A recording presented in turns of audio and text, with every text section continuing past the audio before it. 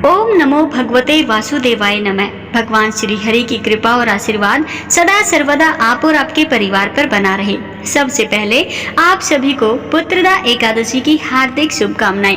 आज की वीडियो में हम आपको पुत्रदा यानी कि पवित्रा एकादशी की व्रत कथा सुनाने वाले हैं। आप इस कथा को पूरा अवश्य सुनिएगा, क्योंकि किसी भी व्रत कथा को बीच में आधा अधूरा छोड़ना शुभ नहीं माना जाता है। कथा के अनुसार श्री युधिष्ठिर कहने लगे भगवान श्री कृष्ण से कि हे भगवान, मैंने श्रावण माह के कृष्ण पक्ष की कामिका एकादशी का सविस्तार वर्णन सुना। अब आप मुझे श्रावण मास के शुक्ल एकादशी का क्या नाम है, व्रत करने की विधि तथा इसका महात्म्य कृपा करके आप मुझसे कहिएगा। हे मधुसूदन, आप मुझे इस सब के बारे में सविस्तार बताइएगा। मधुसूदन कहने लगे कि इस एकादशी का नाम पुत्रदा एकादशी है। इस एकादशी को पवित्रा एकादशी के नाम से भी जाना जाता है। पुत्रदा एकादशी का व्रत करने वाले व्यक्ति को पूजा के बाद श्रावण पुत्रदा एकादशी व्रत की कथा जरूर सुननी चाहिए। ऐसा करने से व्रत पूर्ण होता है और मनोकामनाएं भी पूरी होती हैं। अब आप शांति पूर्वक इसकी कथा सुनिए।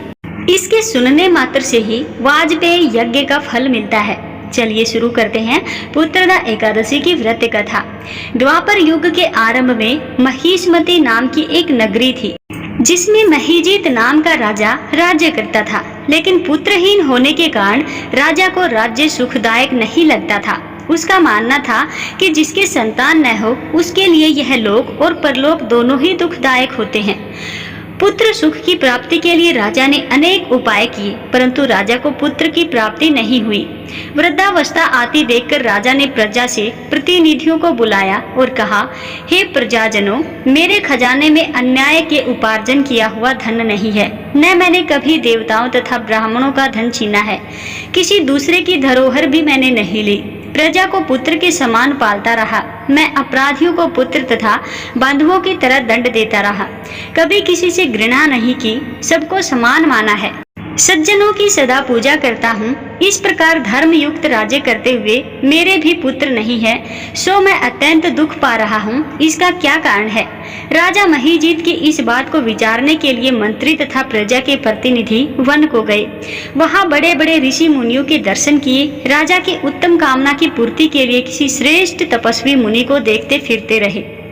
एक आश्रम में उन्होंने एक अत्यंत वयोवृद्ध धर्म के ज्ञाता, बड़े तपस्वी, परमात्मा में मन लगाए हुए निराहार, जितेंद्रिय, जितात्मा, जित क्रोध, सनातन धर्म के गूढ़ तत्वों को जानने वाले, समस्त शास्त्रों के ज्ञाता महात्मा लोमश मुनि को देखा, जिनका कल्प के व्यतीत होने पर एक रोम गिरता था। सबने जाकर ऋषि को प्रणाम किया। उन लोगों को देखकर मुनि ने पूछा कि आप लोग किस कारण से आए हैं? निसंदेह मैं आप लोगों का हित करूंगा। मेरा जन्म केवल दूसरों के उपकार के लिए हुआ है, इसमें संदेह मत करो। लोमश ऋषि के ऐसे वचन सुनकर सब लोग बोले, हे महर्षि, आप हमारी बात जानने में ब्रह्मा से भी अधिक समर्थ हैं, अतः आप हमारे इस संदेह को दूर कीजिए। महिष्मतीपुरी का धर्मात्मा राजा महीजीत प्रजा का पुत्र के समान पालन करता है, फिर भी वह पुत्रहीन होने के कारण बहुत दुखी है। उन लोगों ने आगे कहा कि हम लोग उसकी प्रजा हैं, अतः उसके दुख से हम भी बहुत दुखी हैं।